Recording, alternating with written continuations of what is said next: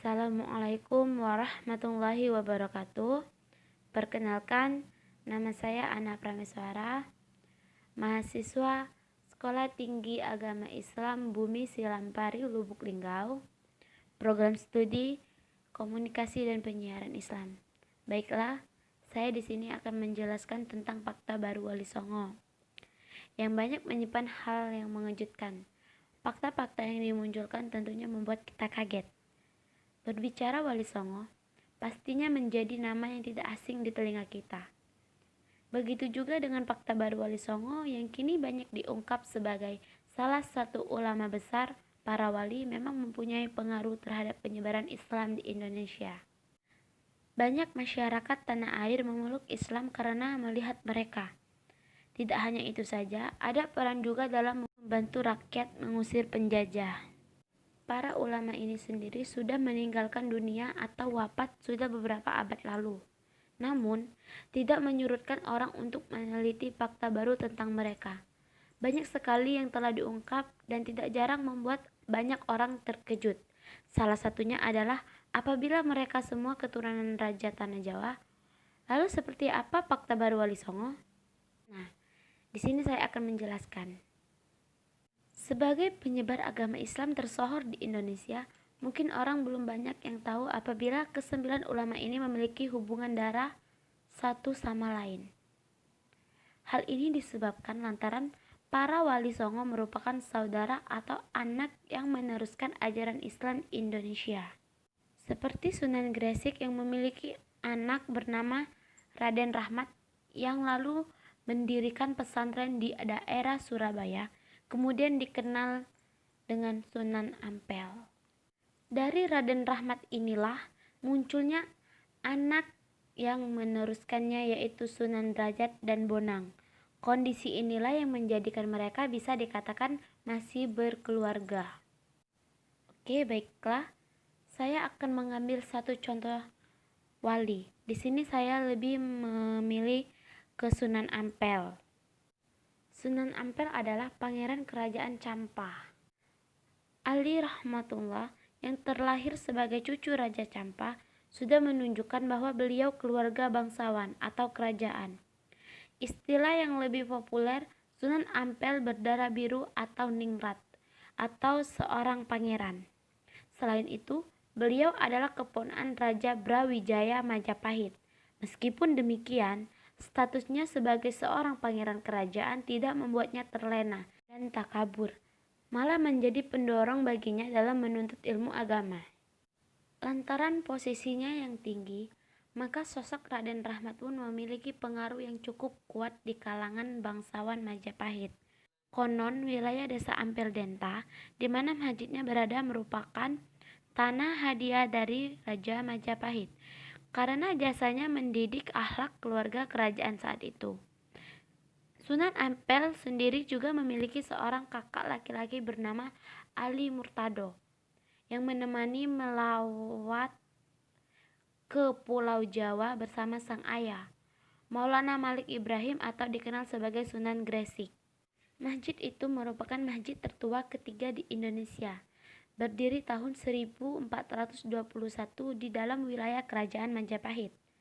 Bentuknya mengikuti arsitektur Jawa kuno, nuansa Arab yang kental.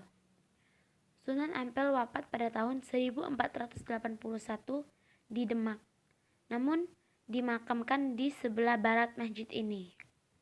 Hingga tahun 1905, Masjid Ampel adalah masjid terbesar kedua di Surabaya. Dulunya masjid ini menjadi tempat berkumpulnya para ulama dan para wali Allah untuk membahas penyebaran Islam di tanah Jawa. Hari ini, selain sebagai tempat beribadah dan dakwah, juga menjadi tujuan wisata dan ziarah yang tak pernah sepi dari pengunjung.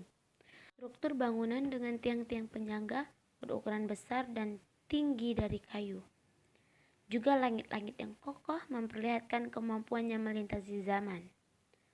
Masjid Sunan Ampel sudah 3 kali mengalami perluasan, yaitu tahun 1926, 1954, dan 1972. Kini, luas salah satu masjid tua di Indonesia itu mencapai 1320 meter persegi dengan panjang 120 meter dan lebar 11 meter. Di komplek masjid juga terdapat sumur bersejarah yang kini sudah ditutup dengan besi. Banyak yang meyakini air dari sumur ini memiliki kelebihan seperti air Zam-Zam yang berada di Mekah. Dan tidak hanya sumur, ada juga kuburan-kuburan bersejarah di bagian komplek masjid. Tak hanya pengaruh dan kisah-kisah luar biasa, Sunan Ampel juga meninggalkan pelajaran dan ilmu-ilmu berharga. Salah satunya adalah ajaran yang dikenal dengan nama Moh Limo, atau bahasa Indonesianya adalah tidak mau melakukan 5 hal buruk. Misalnya adalah moh main atau tidak mau berjudi, moh ngombe atau tidak mau minum arak atau bermabuk-mabukan, moh maling atau tidak mau mencuri, moh madat atau tidak mau mengisap candu, ganja dan sejenisnya, dan moh madon atau tidak mau berzina. Ajaran ini mungkin simpel, tapi begitu mendalam isinya dan sangat bermanfaat untuk kita. Ada juga kampung Arab di kawasan Ampel.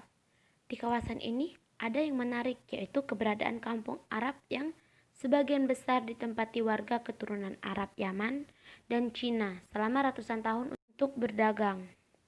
Suasananya nyaris seperti keadaan di pasar di Mekah, Arab Saudi.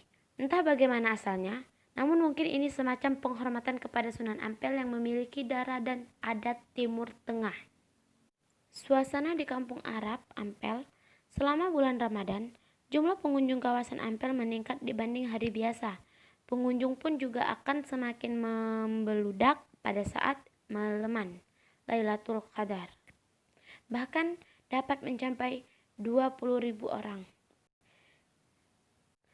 Mungkin itu saja fakta hebat tentang Sunan Ampel.